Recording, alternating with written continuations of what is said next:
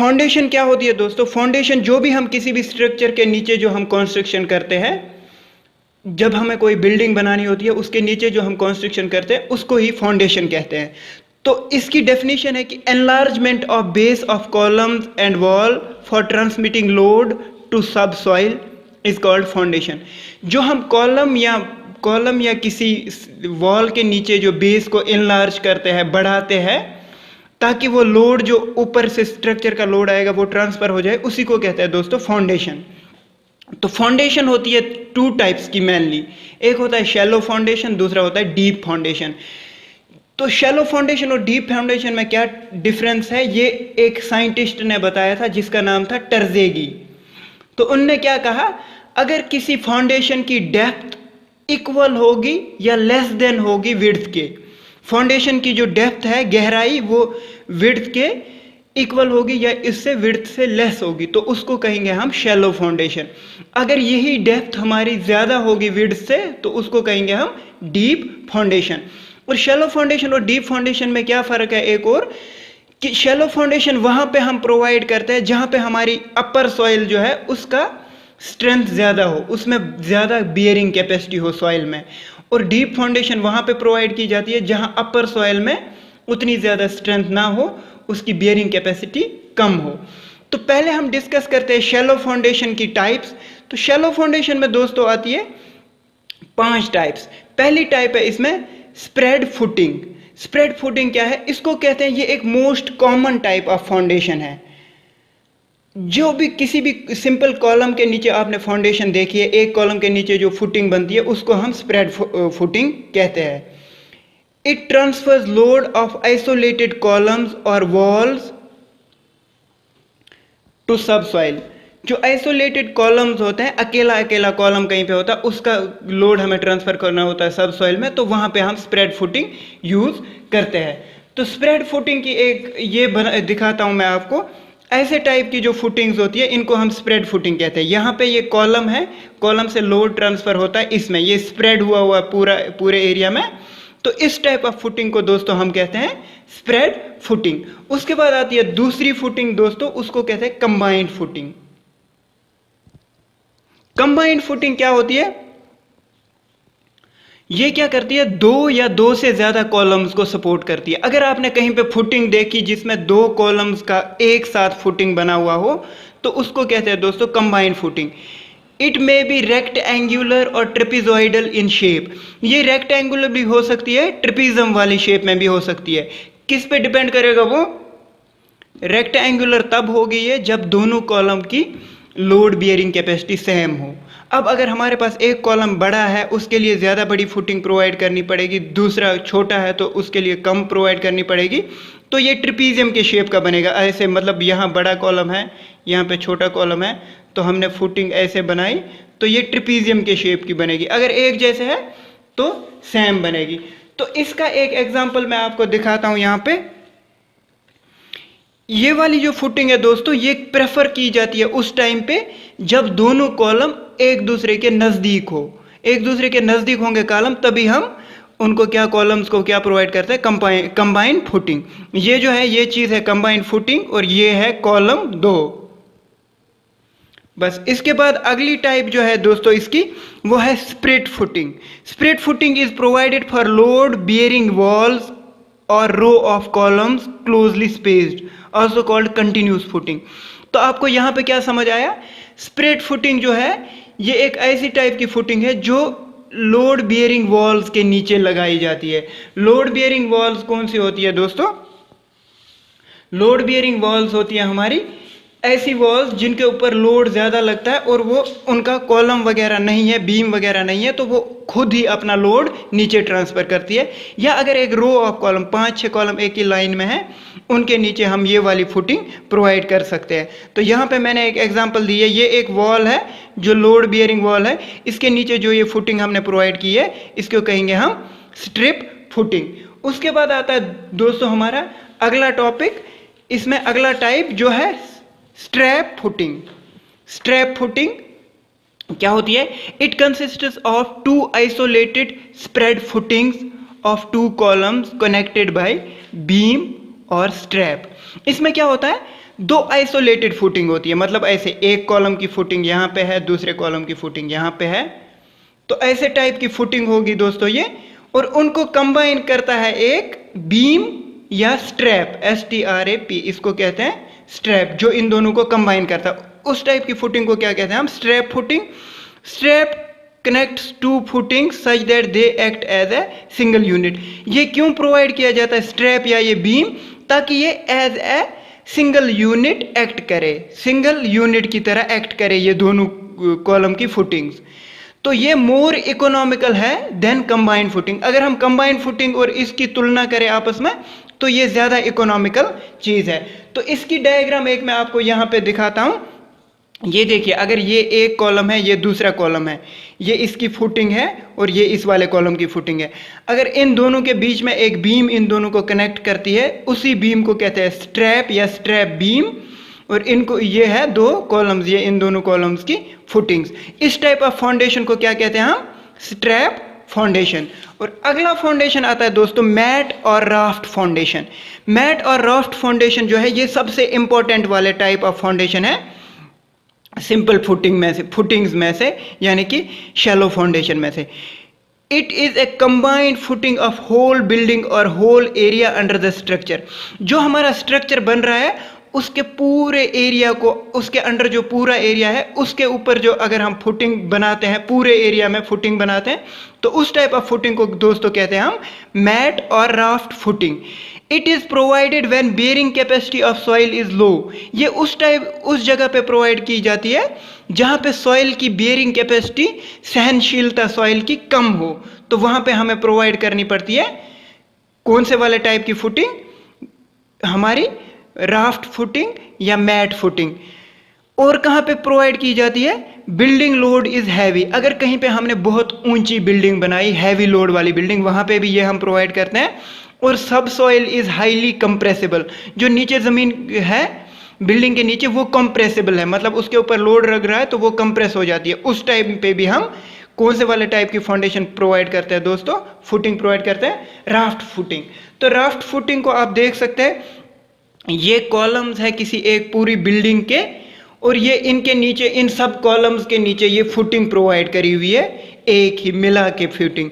इसी को ये एक मैट की तरह एक्ट करती है, और इसको कहते हैं या तो मैट फुटिंग या राफ्ट फुटिंग या राफ्ट फाउंडेशन भी कह सकते हैं हम इसको। उसके बाद आता है हमारा दोस्तों डीप फाउंडेशन। ये तो थे टाइप्स किसके? शैलो फाउंडेशन के। अब हमारे पास आएगा डीप फाउंडेशन। तो डीप फाउंडेशन कहां प्रेफर किया जाता है? Provided when upper strata is not, ये नॉट है दोस्तों, not capable of bearing load. कब प्रोवाइड की जाती है डीप फाउंडेशन? जिस टाइम पे हमारे पास जो है शैलो फाउंडेशन है वो नहीं प्रोवाइड कर सकते हम, क्योंकि जो अपर सॉइल है, जो जमीन ऊपरी सतह है जमीन की, उसमें बियरिंग कैपेसिटी ज्यादा नहीं होती है, वो ज्यादा लोड बियर नहीं कर सकती, उस टाइम पे प्रोवाइड करते हैं। या soft soil exists near the ground surface, या कब प्रोवाइड करते हैं?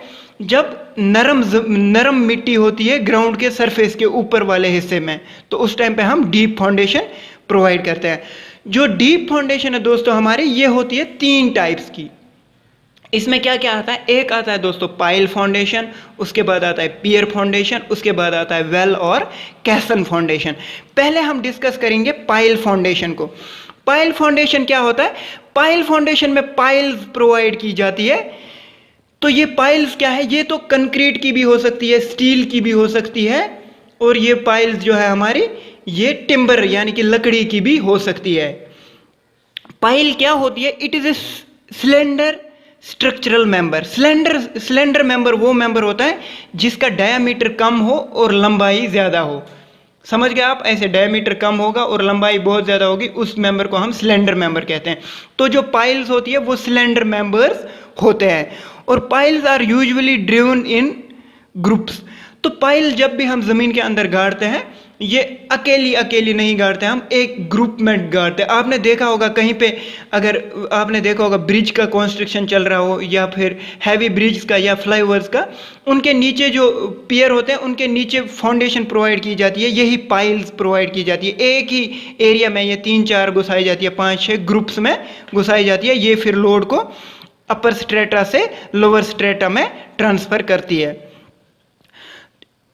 ये इनमें क्या कौन कौन से टाइप के लोड लग सकते हैं? इनमें वर्टिकल लोड भी लग सकता है, लेटरल लोड भी लग सकता है। वर्टिकल लोड दोस्तों हो गया जो मेन लोड होता है, जो मेनली एक्ट करता है सीधा नीचे पॉइंट की तरह, और लेटरल लोड होता है जो फैलता है जमीन के नीचे नीचे, जितना हम नीचे जाएंगे उतना वो फैलता जाएगा। तो मेनली जो पाइल्स होती है दोस्तों, आपको तो पता ही है कंक्रीट की पाइल्स, ये वो टाइप्स तो आपको मैंने पहले ही बताई। तो मेनली अगर हम लोड बियरिंग कैपेसिटी के हिसाब से देखें तो पाइल्स होती है दोस्तों दो तरह की। एक होती है एंड बियरिंग पाइल्स, दूसरी होती है फ्रिक्शन, सेकंड फ्रिक्शन या फ्रिक्शन पाइल्स। तो दोस्तों यहां पे मैं आपको दिखाता हूं, अगर ये यहां पे एक कॉलम है या एक पियर है किसी फ्लाईओवर का, इसके ऊपर पाइल कैप लगती है जमीन के थोड़ा सा ऊपर, उसके बाद आती है ये पाइल्स। इन पाइल्स के थ्रू लोड ट्रांसफर किया जाता है नीचे जमीन में डीप सॉइल को, जहां पे हार्ड स्ट्रेटा होगा, ऐसी मिट्टी होगी जो बहुत सख्त होगी, जो लोड को बियर कर सकती है, वहां तक ये पाइल्स घुसाई जाती है। ये तो हो गया कौन सा पाइल?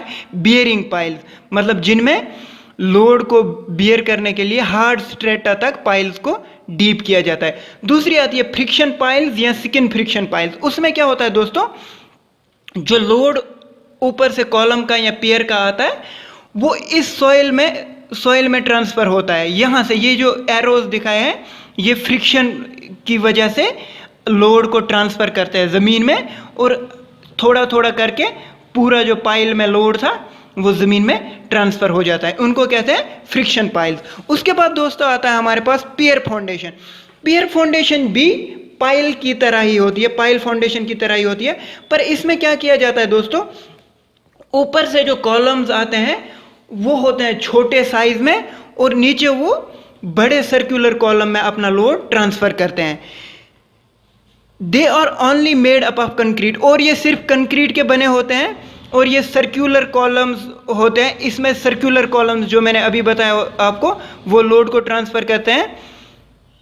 ये लोड को सिर्फ बियरिंग के थ्रू ट्रांसफर करते हैं, मतलब सीधा इनने नीचे एक स्ट्रेटा पॉइंट पे जाते हैं, वहां पे लोड ट्रांसफर करते हैं। They do not bear more heavy loads. Piers जो है इनमें ज्यादा हैवी लोड्स नहीं बियर कर सकते हैं। यूज्ड इन स्मॉलर स्ट्रक्चर, छोटे छोटे स्ट्रक्चर में हम पियर फाउंडेशन प्रोवाइड करते हैं, ज्यादा बड़े स्ट्रक्चर्स में पियर फाउंडेशन को हम प्रोवाइड नहीं कर सकते। यहां पे मैं आपको एक एग्जांपल दिखाऊंगा। ये अगर कोई पियर आ रहा है, इसके थ्रू यहाँ पे इसके थ्रू ये लोड को नीचे ट्रांसफर करते हैं बिग सर्कुलर कॉलम के थ्रू, और लोड नीचे जाता है। या तो इधर पे आपको समझ आ जाएगा, इसके थ्रू ये लोड को लोअर स्ट्रेटा में ट्रांसफर करते हैं। उसके बाद दोस्तों आता है हमारे पास लास्ट वाला टाइप ऑफ फाउंडेशन या डीप फाउंडेशन का आखिरी टाइप, जो है वेल और कैसन foundation. It is provided in heavy structures where load is to be transferred to deep strata, usually used in bridge foundation। ये हैवी स्ट्रक्चर्स, बड़े बड़े स्ट्रक्चर जो होते हैं उनमें प्रोवाइड की जाती है, जहां पे हमें लोड को ट्रांसफर करना होता है सीधा डीप स्ट्रेटा में, बहुत ज़्यादा नीचे ज़मीन में लोड को ट्रांसफर करना होता है, वहां पे हम ये प्रोवाइड करते हैं। और मोस्टली हम कहाँ पे? ब्रिजेस में ये प्रोवाइड करते हैं। जो हमारे ब्रिजेस बनते हैं वहाँ पे हम ये वाली टाइप ऑफ फाउंडेशन प्रोवाइड करते हैं। Well foundation resists large lateral loads in case of bridge. तो ब्रिज में जो लार्ज लेटरल लोड्स आते हैं, साइड से लोड आते हैं, उनको भी ये सहन कर सकती है। तो ये वेल फाउंडेशन किस तरह की होती है, इसकी एक डायग्राम मैं आपको दिखाता हूं। ऐसे हमारी वेल फाउंडेशन होती है। ये होगा हमारे ब्रिज का कॉलम या पियर, ये पियर होगा हमारा, पियर या एब्यूटमेंट। आपने सुना ही होगा ब्रिजेस में जो एंड पे जो दो स्ट्रक्चर्स बने होते हैं उनको एब्यूटमेंट कहते हैं, और जो बीच में होते हैं उनको पायर्स या पियर्स बोलते हैं हम।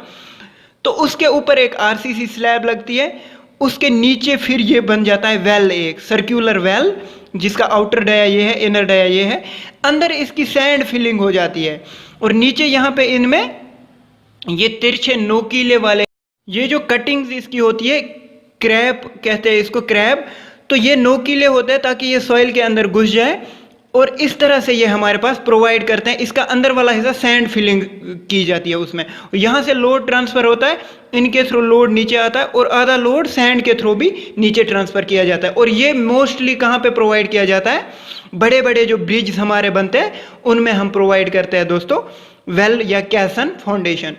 तो आज की वीडियो में दोस्तों इतना ही, फाउंडेशन के बारे में इतना ही है हमारे पास अभी फ़िलहाल। अगर आप चाहते हो कि मैं और वीडियोस ऐसे ही बनाता रहूं इन ऐसे टॉपिक्स पे, तो आप कमेंट सेक्शन में मुझे बताइए किस किस टॉपिक पे मैं वीडियो बनाऊं। और मेरे चैनल को सब्सक्राइब करिए, वीडियोस को लाइक करिए और अपने दोस्तों के साथ शेयर करिए। थैंक यू दोस्तों।